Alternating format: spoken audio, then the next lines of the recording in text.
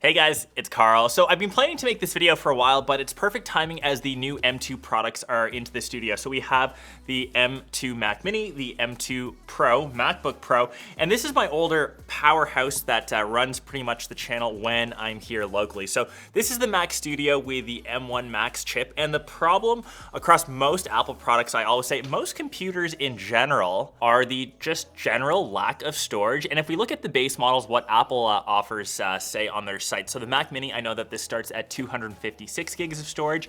We can fill this up in probably 2 days of shooting. Each video we shoot is around 100 gigs. Obviously, Apple charges ridiculous amounts of money to upgrade to 512 to a terabyte. This MacBook Pro, as an example, has a 2 terabyte drive.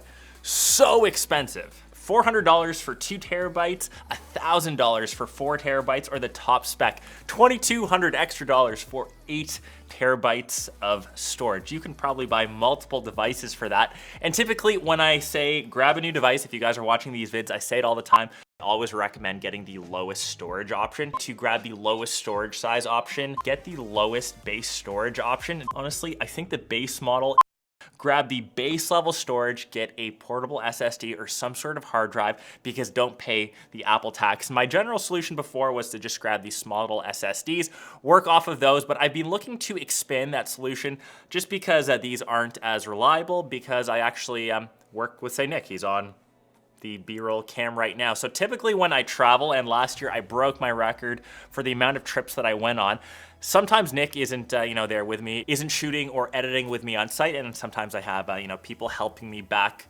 home here, and I cannot send a hard drive of this size from, say, Malaysia, from Qatar, wherever I am on the face of the earth, back home to Toronto. So I wanted a solution that we could work off of the same working files and obviously access that footage on the line.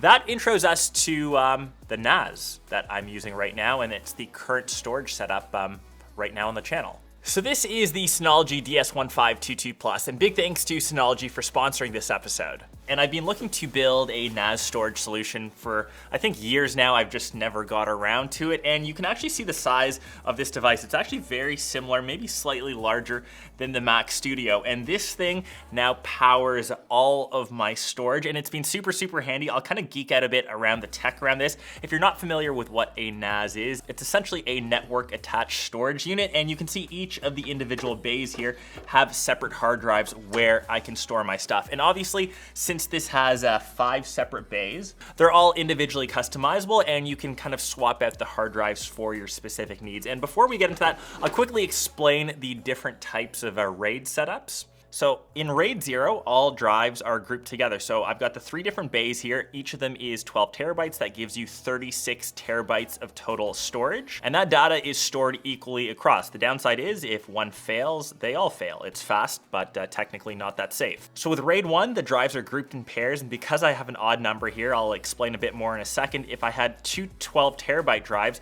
they would each be split. So that data would be mirrored. If one fails, you can back it up with the other.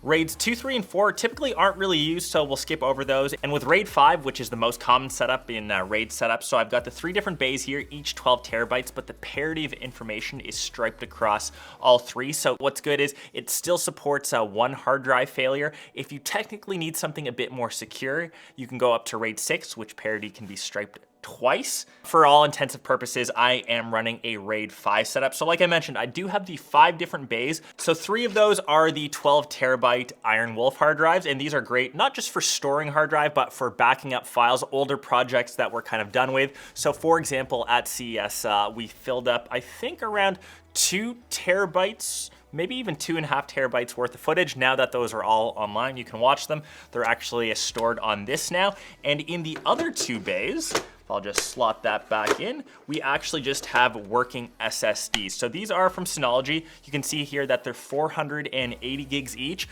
These are great for working files. Like I mentioned, when I'm about to head on my next trip for the next Samsung event, Nick, are you I think Nick's coming with me on that one, but after that we've got a travel schedule. We've got OnePlus and then an Oppo event. I think I'm doing those solo. If I'm working on any of those files remotely across the world, Nick can access that working file straight through this NAS network. You can access it pretty much anywhere across the world, whether he's on his Mac, I can access files, say even on my phone. We can both work on that file and we can access it together, which is super dope. And I don't have to send a little portable hard drive halfway across the world, which obviously doesn't make any sense. So I know that I've been planning on making this NAS setup for the longest time. This thing from Synology is an absolute beast. It's got its own CPU inside, and it does have those 5 bays, which, as I mentioned, you can kind of arrange them to whatever your needs. I know some of my friends actually just have pure actual hard drives and don't work off of any SSDs. And technically, if you want to back up your footage, you still require something hard, cold storage, and you can save that somewhere off-site. But for our purposes, for all of the video stuff, this is great. It technically isn't, you know, completely perfect. So obviously, as this is based off a network, you do need to plug this into an actual Ethernet port. And since we're here in the studio in this condo, it's in the darkest area of the room, which is kind of all the way off that way. So this kind of sits off in its own sad little corner. I wish I had some sort of a network cable running around my main desk setup here, but I will kind of live nicely as the future house build, which is going on. I can kind of implement and plan for that in the future. And when you compare the actual price of this to, say, online or cloud storage, I know that you can get, you know, Google Storage or Dropbox, you can get a couple terabytes. The price of those add up very, very quickly. And with this, you actually own your own storage. You're not shipping it off to some cloud data warehouse and you don't know what's going on with it. You own everything in-house. So super, super dope. Fun little video that I made. Like I said, I wish this could live somewhere here, but it's in its own little corner. Now you know how to upgrade your storage, and never, never buy more storage from any of your Apple devices, any of your devices in general. I find that storage is just so overpriced for whatever reason. We're in 2023. It should be cheaper, but hey, that's the end of this vid, and I hope you guys enjoyed it. I'll catch the rest of you in one of my next ones. Peace.